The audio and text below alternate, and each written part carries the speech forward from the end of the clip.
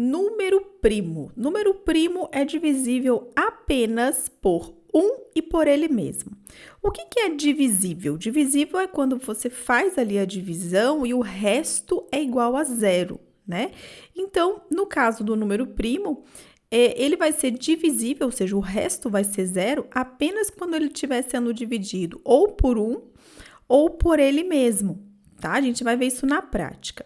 Além disso, o número primo é sempre inteiro, né? Então, não tem, por exemplo, 1,2, 1,5, não tem, porque é sempre inteiro, tá bom? E número primo também é sempre maior que 1. Então, se é sempre maior que 1, 1 não é número primo, tá? Já vamos deixar isso aqui claro. Então, eu vou começar aqui verificando o 2. Aqui são alguns números que nós vamos verificar se eles são ou não são primos, tá bom? Bom, eu vou começar aqui com 2, tá? Por quê? Por que eu não comecei com 1,5? Porque o número primo é inteiro, né? Então, não adianta eu colocar nenhum número aqui com vírgula, porque não vai ser, né? O número primo, ele é sempre um número inteiro, isso é importante. Então, se é maior que 1 e se é inteiro, o próximo que eu vou ter, né, é o 2. Então, vamos testar aqui o 2, tá?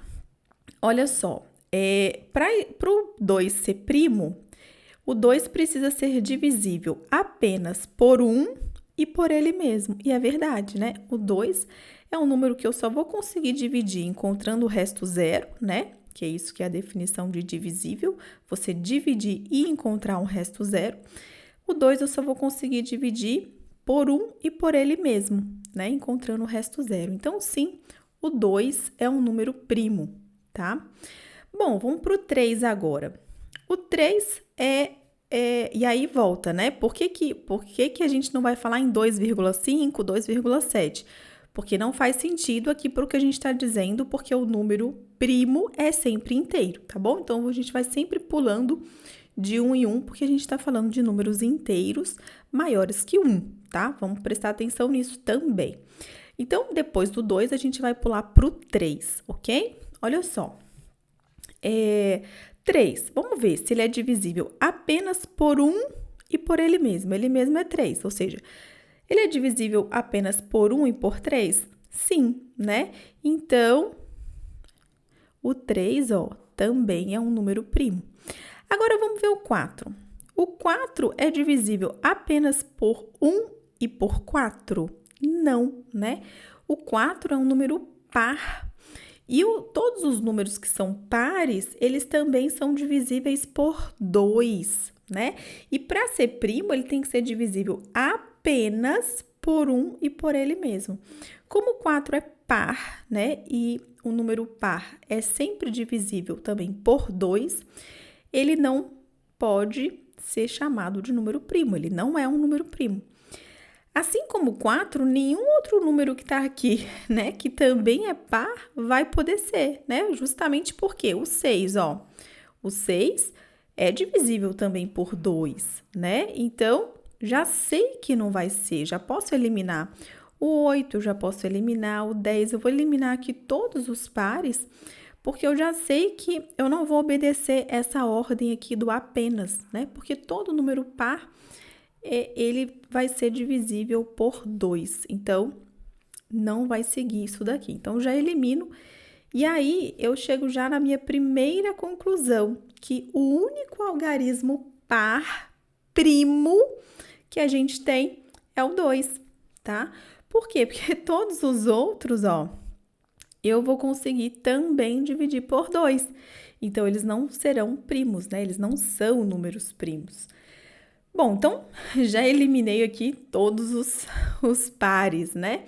Vamos para o próximo aqui, 5. O 5, ele é divisível apenas por 1 e por ele mesmo?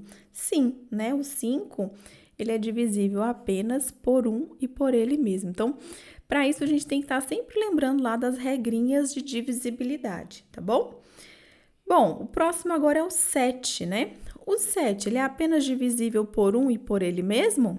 Sim, então, vamos marcar aqui que ele também é primo. O próximo é o 9. O 9 é divisível apenas por 1 e por ele mesmo? Não. O 9 também é divisível por 3, né?